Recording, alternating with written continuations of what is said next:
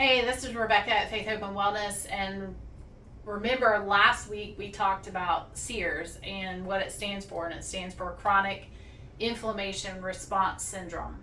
And so basically, this week we're going to be talking about the symptoms. And so, as you can see, the symptoms, there are multiple symptoms, and basically, they come in 13 different clusters.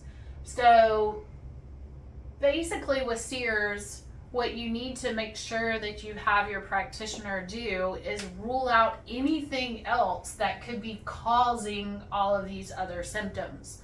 Now, with CIRS, technically, what the criteria is you should meet 1 out of 8 clusters out of all 13.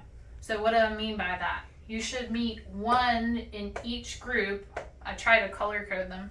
So basically you're going to meet 8 of those out of the 13. And so that is part of the criteria for CIRS. So technically we'll go over these really quickly, but basically you have chronic fatigue. A lot of chronic illnesses come with chronic fatigue.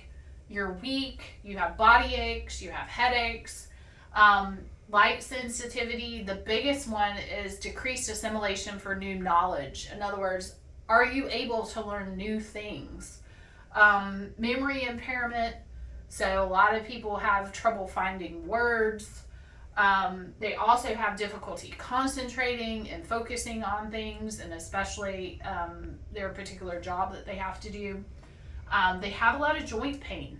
And also they have a lot of AM stiffness. So they wake up in the morning and they're stiff and they're hurting.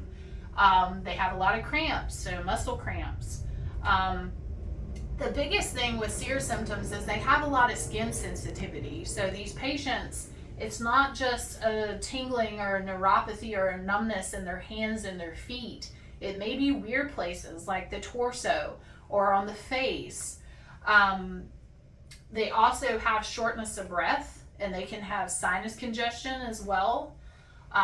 They can have cough. They can have excessive thirst. Now, excessive thirst also comes with diabetes, but it can also come with excessive thirst in the fact that they're needing more minerals and more water in general.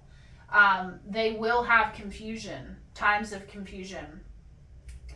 These patients can have an increase of urinary frequency, and that's also why they need more water. They will have appetite swings. You will have points where you don't want to eat, other times where you're really, really hungry.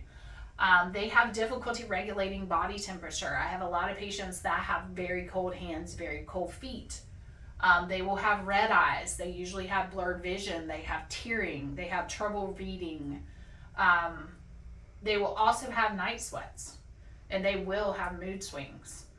Other things are more GI symptoms, so they'll have abdominal pain and diarrhea, and they will also, we kind of touched on the numbness, and not necessarily just the hands and the feet.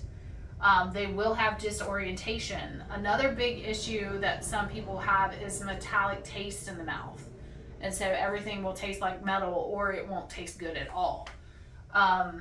And the last thing that they have is static shock. So they're walking around their house or anything like that, and they're more disposed to those static shocks. And that has to do with more having less water or more sodium on the outside of the skin causing the static shocks. And also they can have a big symptom too that I hear a lot of complaints of is dizziness and vertigo. So they will have a lot of dizziness. So these are the general symptoms of CIRS, and like you see, it's across the board. So there are multiple symptoms, and so basically we'll talk about some of the diagnostic criteria next week, but this is the symptomatology criteria, and usually you have to, like I said, meet 8 clusters out of the 13. I have some that meet more than 8, and they meet all 13. But this is just some of the symptomatology of CIRS. So like I said, we'll go more into next week of how we diagnose CIRS. So y'all have a good week, and I will see y'all soon.